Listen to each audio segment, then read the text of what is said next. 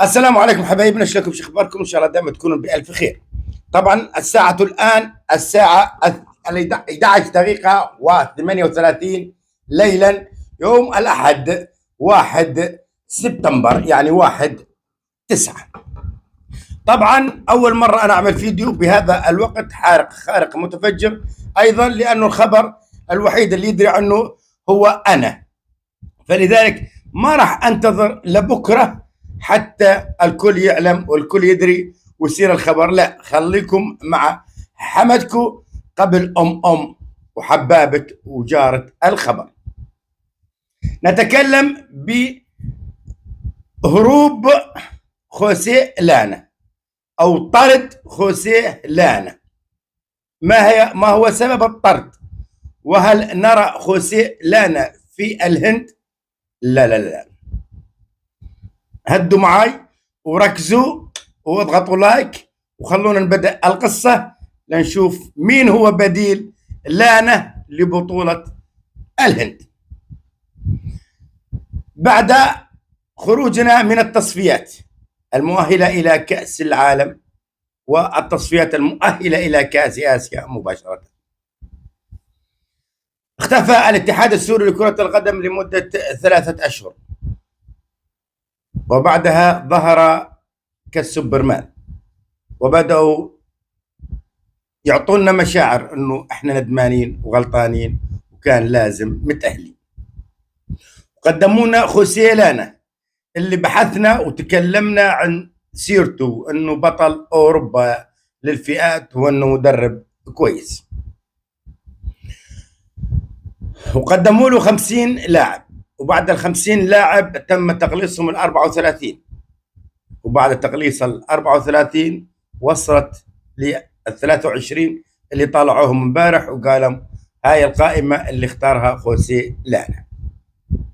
وايضا شفنا عدة اعتذارات، يعني شفنا اكثر من 13 لاعب اعتذر عن المنتخب السوري، وانبسطنا وكيفنا وقلنا يلا نروح بهاي التشكيلة والكاتب الله يصير.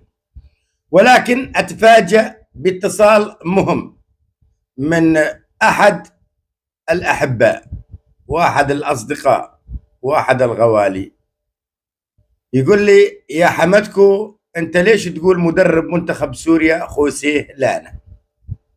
قلت له امال ايه؟ قال لي لا، خوسيه لانا لن يكون مدربا للمنتخب السوري. قلت له يا رجل امبارح طلع عمل قائمه وحاطين صوره خوسيه وما بعرف شو، واستقبلناه مؤتمر صحفي. قال لي انسى غرامك راح، سيب العتب تشراه، وكمل لي الاغنيه بعث لي اياها تسجيل. الاتحاد السوري لكرة القدم يرسل اوراق خوسيه لانا الى الفيفا من اجل الموافقه على تدريبه للمنتخب السوري، ايضا من اجل دفع رواتب خوسيه لانا من الاموال المجمده.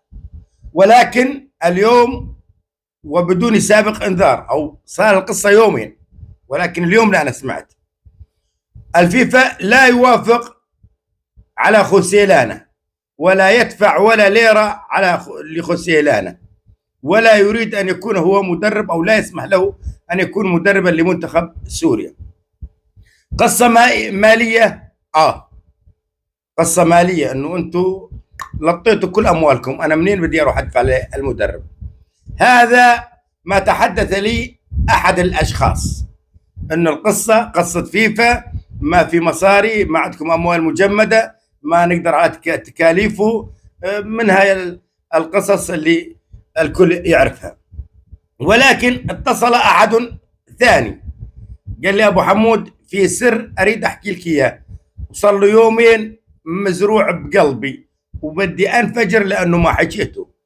قلت له عن خوسيه لانا وان الفيفا ما وافق عليه، فبدأ يتبسم ولا تظنه يبتسم لانه الشاب الحكي معي ذيب.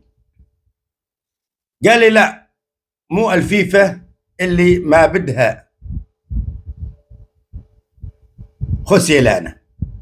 قلت له امال ايه؟ امال مين؟ قال لي اللي ما بده خوسيه لانا بعض اعضاء الاتحاد وبعض المسؤولين عن الرياضة السورية، هم ما بدهم خوسيه، فلذلك طالعوا هاي القصة انه نحن ما بدنا هذا المدرب، وان الفيفا رفضت وخلى الموضوع ان الفيفا.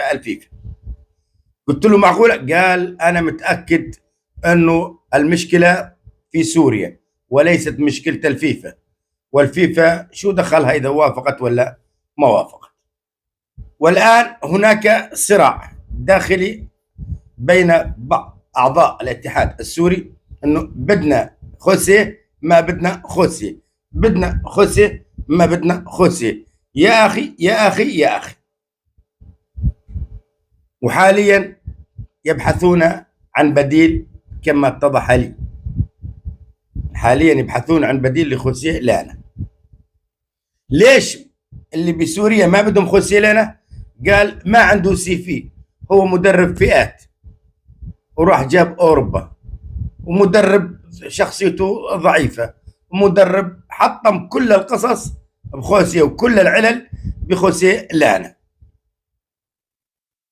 فحاليا هذا الخبر يقسم الى قسمين. القسم انه الفيفا ما وافق على خوسيه لانا لانه الشباب اكلوا الاموال المجمده كامله مكمله.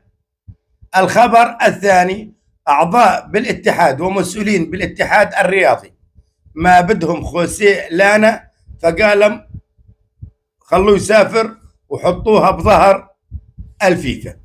هذين الخبرين ايهما؟ الاثنين صادقات، بس ايهما المؤكد 100% ما اعرف، انه الفيفا ولا الاتحاد الداخلي، ولا الخبرين انه خوسيه راح يطير. وحاليا يبحثون عن بديل، وقاموا يجهزون بديل لخوسيه لانا. اني طبعا من اول خبر ما صدقت، تكلمت مع يمين ومع يسار ولكن الكل اجمع انه عنده خبر وما يريد يطلع على الاعلام. قلت لهم عجلاني شنو شغلتي؟ انا زلمه اروح انزل مقطع فيديو استفيد لي قرشين، استفيد لي مشاهدات، الشباب تقول لي هلا بالصادق، الشباب تقول لي كفو قبل الخبر، وهاي شغلتي يعني. نروح بدي انشر، قال لا تنشر، بدي انشر لا تنشر، بدي انشر لا تنشر، المهم نشرت، بالنهايه نشرت. فشنو رايكم بالقصه يا شباب؟ خوسيه لانا هناك الحس حاليا مشكله، ومشكله كبيره بالاتحاد السوري من اجل موضوع خوسيه لانا. ويمكن تسمع بكره بعد بكره انه خوسيه لانا طار ورجع الى اسبانيا، ويمكن تسمع بعد بكره او بعد بكره انه الشباب زبطوها وقالوا نمشيه لراس السنه وبعدها نفسخ عقده. حتى الان الامور مكركبه والامور مو معروفه. اخلي عندكم السوالف ونشوف شنو رده فعل الاتحاد. الى اللقاء.